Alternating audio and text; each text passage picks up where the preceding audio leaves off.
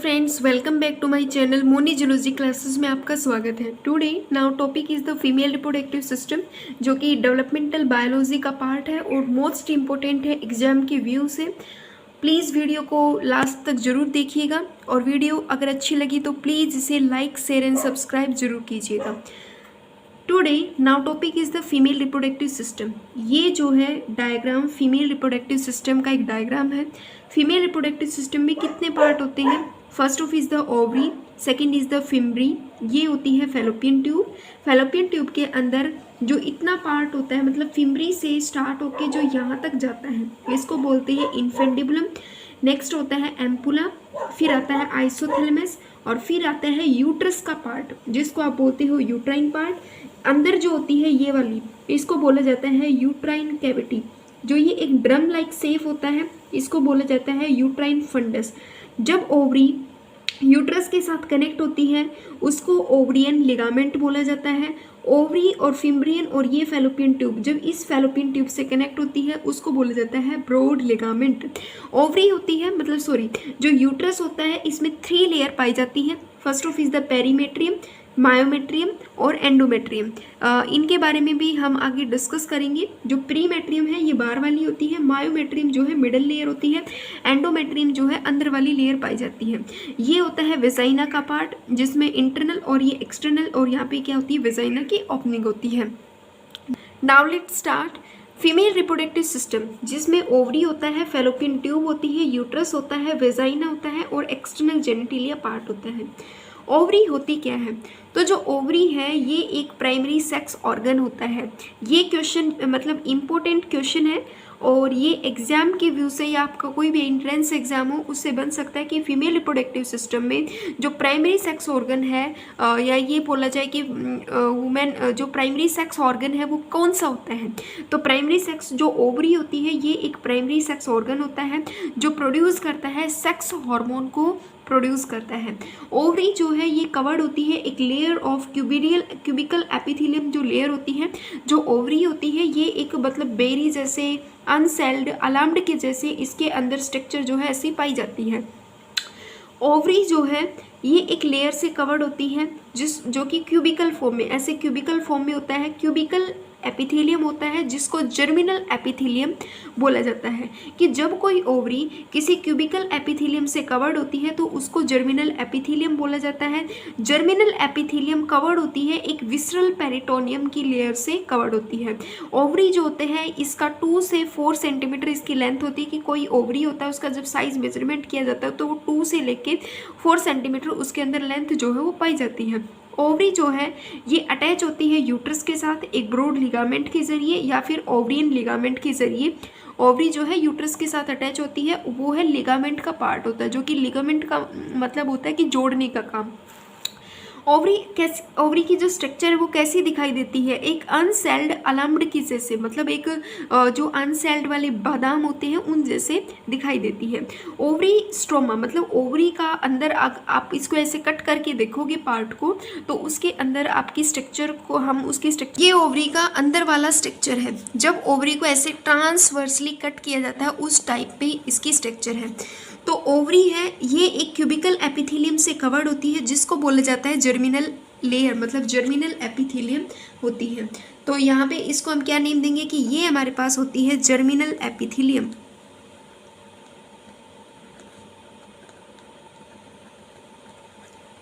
This is a germinal epithelium की layer. अब यहाँ पे बताया गया है कि हमने पढ़ा था कि जो स्ट्रोमा है वो क्या है। तो देखो, नो मोर ओवरियन एक स्ट्रोमा को कंसिस्ट करता है जो कि डेंस होता है, एक तो गहरा होता है जो कि आउटर लेयर की तरफ पाया जाता है। एक होता है कम गहरा वाला पार्ट होता है जिसको बोला जाता है मेडुला। जो डीप होता है, जो डेंस होता है उसको बोला जाता है कॉर्टेक्स, और जो कम गहरा होता है मतलब लेस डेंस होता है इनर पोर्शन की तरफ पाया जाता है उसको बोला जाता है मेडुला। अब इस स्ट्रक्चर के अंदर देखिए कि मेडुला और कॉर्टेक्स कहाँ पाया जाता है। तो जो मेडुला है वो होता है यहाँ पे, मतलब ये वाला जो पोर्शन होता है वो क्या होता है? मेडुला वाला पोर्शन होता है। ये क्या है? मेडुला होता है जो कि लेस डेंस होता है। क्या होता है? लेस डेंस होता है। इनर पोर्शन की तरफ होता है, मतलब कम गहरा होता है, इस अंदर वाले पोर्शन की तरफ पाया जाता है, उसको बोलते हैं मेडुला। अब आता है कि जो कम गहरा होता है और जो इस लेयर के पास, मतलब जर्मिनल एपिथेलियम, एक ये तो है अंदर वाली साइड, अब आती है बाहर वाली साइड। कम गहरा वाला पार्ट होता है जिसको आप क्या बोलते हैं कि ओवरियन स्ट्रोमा कंसिस्ट करता है डेंस, जो कि आउटर साइड होता है, मतलब यहाँ पे नियर बाय यहाँ पे एक डेंस पार्ट पाया जाता है, उसको हम बोलते हैं कॉर्टेक्स। उसको हम क्या बोलते हैं? कॉर्टेक्स बोलते हैं। अभी ये हमारे पास एग ट्यूब होती है जिसमें सबसे पहले क्या बनता है, सबसे पहले जो है एग ट्यूब होती है, ये आगे प्रोसेस कंटेन करेंगे तो प्राइमरी फॉलिकल बनेगा, ये सेकेंडरी फॉलिकल, मतलब प्राइमरी फॉलिकल के बाद ये सेकेंडरी फॉलिकल बनेगा, ये टर्सरी फॉलिकल बनेगा, और ये जो है मैच्योर ग्राफियन फॉलिकल बनेगा। मैच्योर ग्राफियन फॉलिकल के अंदर ये जो है इतना वाला जो ये अंदर बन रहा है पार्ट, ये होता है सेकेंडरी oocyte। जब ये ग्राफियन फॉलिकल रैप्चर होता है तो सेकेंडरी oocyte बाहर निकलता है, इस प्रोसेस को हम ओव्यूलेशन बोलते हैं। जो ये वाला पार्ट बचा है ये आगे मतलब पुश कर जाएगा, जिससे ये जो है ये जो है कॉर्पस ल्यूटियम की फॉर्मेशन करेगा। कॉर्पस ल्यूटियम जो होगा वो एक फ्लूइड को, मतलब येलो कलर के फ्लूइड को कंटेन किया होगा और यहाँ पे क्लोटिंग होगी और ये आगे मतलब इसमें कन्वर्ट हो जाएगा। तो ये है ट्रांसफर सेक्शन है ओवरी का। No more oogonia are formed and added after birth, मतलब ज़्यादा oogonia नहीं बनते हैं एडिड एंड आफ्टर बर्थ के बाद, कि जो ओवरी होती है वो मैच्योर तो होती है एज ए, मतलब जो बर्थ का टाइम होता है उस टाइम पे ही जो बेबी गर्ल होता है उसमें मैच्योर होती है, बट उस कंडीशन में क्या होता है कि वो डिप्रेस हो जाती है, उसका जो फंक्शन है वो डिप्रेस हो जाता है। जब उसमें प्यूबर्टी की स्टेज आती है तभी उसमें मेंस्ट्रुअल साइकिल और तभी उसकी जो यूट्रस है वो फंक्शन करना स्टार्ट करती है। तो no more oogonia are formed, मतलब ज़्यादा oogonia की फॉर्मेशन नहीं। No more oogonia are formed added after birth, मतलब बर्थ के बाद जब बर्थ नहीं हुई होती है उस टाइम पे उनमें oogonia की फॉर्मेशन होती है। जिस प्रकार से बेबी के अंदर और सभी ऑर्गन बनते हैं इसी प्रकार से उस पर रिप्रोडक्टिव ऑर्गन भी बनता है और उस टाइम में उसमें oogonia भी बनता है, बट ज़्यादा oogonia की उसमें फॉर्मेशन नहीं हो पाती है बर्थ के बाद, और वो जो फंक्शन है oogonia का वो क्या हो जाता है, डिप्रेस हो जाता है। oogonia आगे चल के डिवाइड होगी माइटोसिस प्रोसेस के जरिए, जिससे वो एक प्राइमरी oocyte की फॉर्मेशन करेगी। Primary oocyte then get surrounding हो जाता है एक लेयर ऑफ ग्रेनुलोसा की लेयर से, मतलब oogonia जो है वो क्या होती है, एग मदर सेल्स होती हैं जो आगे चल के प्राइमरी oocyte की फॉर्मेशन करेंगी। मतलब जो oogonia है ये एग मदर सेल होती हैं, आगे चल के ये प्राइमरी oocyte की फॉर्मेशन करेंगी।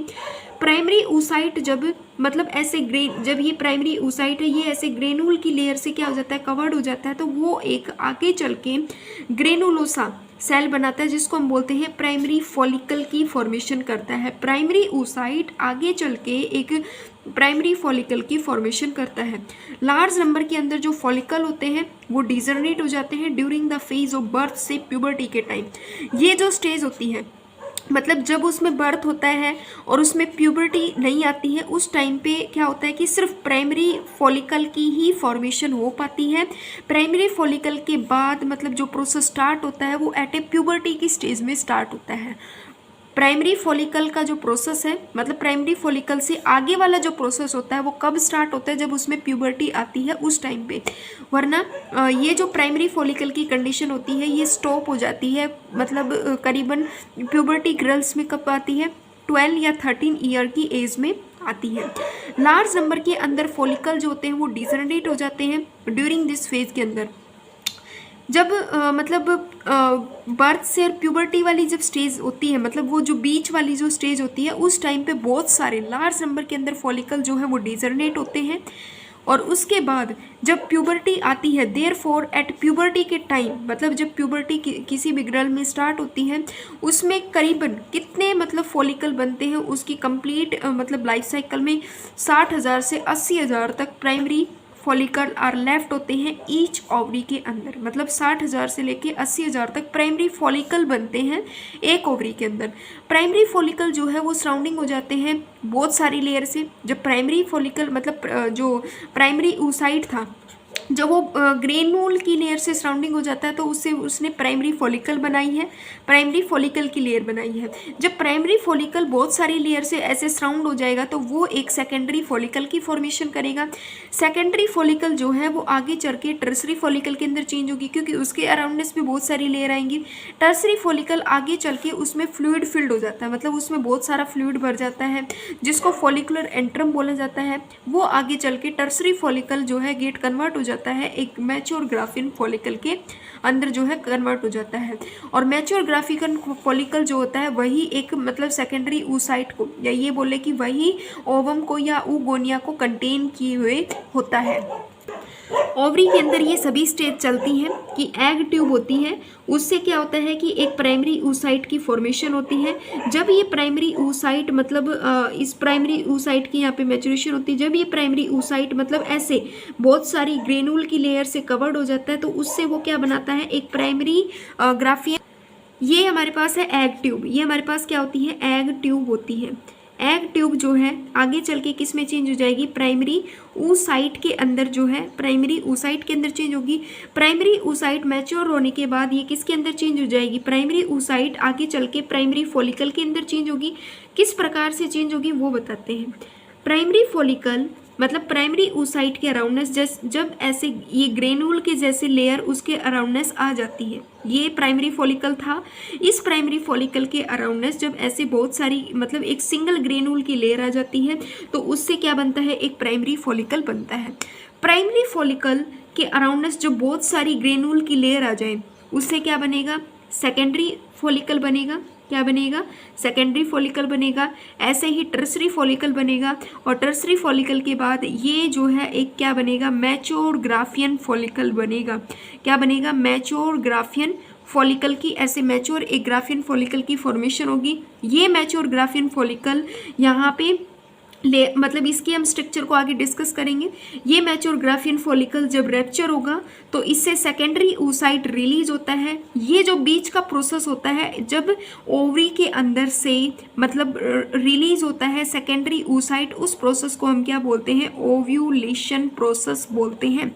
क्या बोलते हैं, ओव्यूलेशन प्रोसेस बोलते हैं। और ये ओव्यूलेशन की बात करें तो ये जो सेकेंडरी oocyte है या ये जो ओवम होता है इसको कौन कनेक्ट करेगा, यहाँ से ये सेकेंडरी oocyte क्या होता है, बाहर जाता है। इसको कौन कलेक्ट करेगा, फिम्बरी, जो कि ऐसे एक फिम्बरी के जैसे होता है, जिसका काम होता है ऐसे पकड़ना, मतलब कोई भी चीज़ होती है उसको ऐसे पकड़ने का काम करता है। ये एक फिंगर जैसे प्रोजेक्शन होते हैं जो एग को कलेक्ट करते हैं और इस ट्यूब के अंदर इंटर करवाते हैं। जब ये एग मतलब यहाँ तक जाता है, ठीक है, ये होती है इनफंडिबुलम जो कि ब्रॉड होता है और ब्रॉड पार्ट होता है।